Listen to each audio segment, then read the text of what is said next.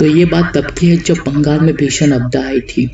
बंगाल में हर जगह सूखा पड़ चुका था और लोग मर रहे थे सूखे के कारण। बंगाल का हर गांव सूखे में लिपट चुका था। इसके लिए लोग अपना गांव छोड़ छोड़ के शहर की ओर जाने लगे थे।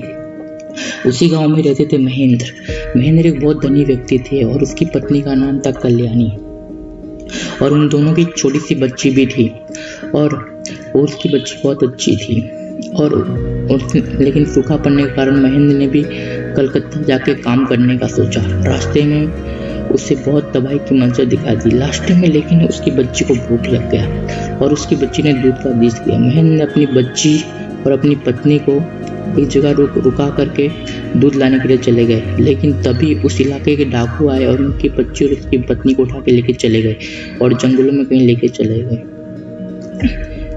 और वहां से गायब हो गए। महेंद्र जब वापिस आते तो अपनी बच्ची और अपनी पत्नी को बहुत ढूंढते, पर वो कहीं नहीं मिलता। दूसरी तरफ अंग्रेज उसे एक आंदोलनकारी पकड़ के जेल ले जाते हैं और दूसरी तरफ डाकू के बीच में झगड़ा हो जाता है। उसका फायदा उठा के उसकी पत्नी और उसकी बच्ची यहाँ से भागने में कामयाब हो जाते हैं और जंगलों में वो भागते भागते एक आनंद मठ नाम की जगह में पहुंच जाती है, जो कि वो वही आंदोलनकारी सन्यासियों का जगह था। और उस सन्यासियों के सबसे प्रमुख लीडर का नाम था सत्यनाथ। सत्यनाथ वहाँ का लीडर था और कल्याणी ने अपनी सारी कहानी उसे बताई।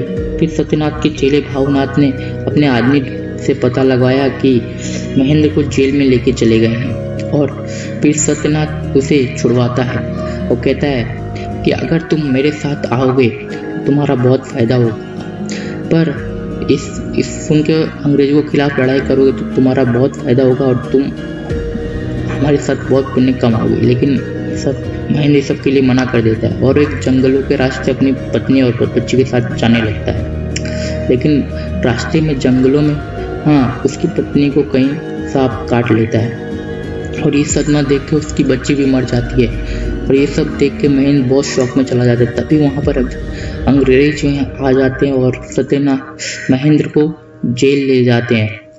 अब जब ये सब हो रहा होता है तो जब सत्यनाथ को इस सब के बारे में पता चलता है कि फिर से महेंद्र जेल में चला गया और उसके साथ ये सब हुआ है, तो वो महेंद्र को फिर से जेल से बाहर निकालता है और उसे संन्यास की ज्ञान देता है और उसे तैयार करता है अंग्रेजों के खिलाफ लड़ाई करने के लिए।